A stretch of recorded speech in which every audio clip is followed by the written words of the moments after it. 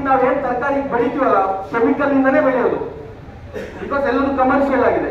ಅದೇ ರೀತಿ ನೀವು ಬಿಸಿಲು, ಇವತ್ತು ನೋಡಿ ಇವತ್ತು ಎಷ್ಟು ಜನ ಗಾಳಿ ಬೀಸ್ಕೊಳ್ತಾ ಇದ್ದಾರೆ ಈ ಸೆಕೆಗೆ. ಮಳೆಗಾಲದಲ್ಲಿ ಈ ಟೆಂಪರೇಚರ್ ಇದೆ, ನಮಗೆ ಬೇಸಿಗೆಯಲ್ಲಿ ಇನ್ನೂ ಜಾಸ್ತಿ ಆಗಿದೆ. ಅದೇ ತರ ಈ ಒಂದು ಭೂಮಿಯನ್ನ ಸ್ಪರ್ಶತೆ ನಮ್ಮ ಜೊತೆಗೆ ಇವತ್ತು ಇಲ್ಲ.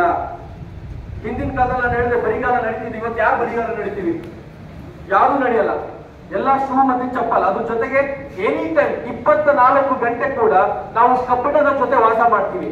ಸರ್, ಕಬ್ಬಿಣದ ಜೊತೆ ವಾಸ ಮಾಡೋದಕ್ಕೂ ಈ ಒಂದು ಬ್ಲಡ್ ಸರ್ಕ್ಯುಲೇಷನ್ಗೂ ಏನ್ ಸಂಬಂಧ ಅಂತ ನೀವು ಕೇಳಿದ್ರೆ ನಾನು ಸೈಂಟಿಫಿಕ್ ಆಗಿ ಏನ್ ಹೇಳ್ತೀನಿ ಗೊತ್ತಾ?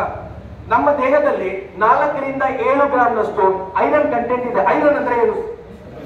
ಕಬ್ಬಿಣಾಂಶ. ಆ ಕಬ್ಬಿಣಾಂಶ ಹಿಂದಿನ ಕಾಲದಲ್ಲಿ ಏನಾಗ್ತಿತ್ತು ಕೇಳಿದ್ರೆ ಭೂಮಿಯಿಂದ ಬರುವಂತ ಒಂದು ಮ್ಯಾಗ್ನೆಟಿಕ್ ಫ್ರೀಕ್ವೆನ್ಸಿಯಿಂದ ಆಕ್ಟಿವ್ ಪ್ರೋಸೆಸ್ ಅಲ್ಲಿ ಇರ್ತಿತ್ತು. ಬಟ್ ಇವತ್ತೇನಾಗಿದೆ, ಆ ಭೂಮಿಯಿಂದ ಸೇಮ್ ಮ್ಯಾಗ್ನೆಟಿಕ್ ಪವರ್ ಬರ್ತಾ ಇದೆ, ಬಟ್ ನಮ್ಮ ದೇಹದಲ್ಲಿರುವಂತ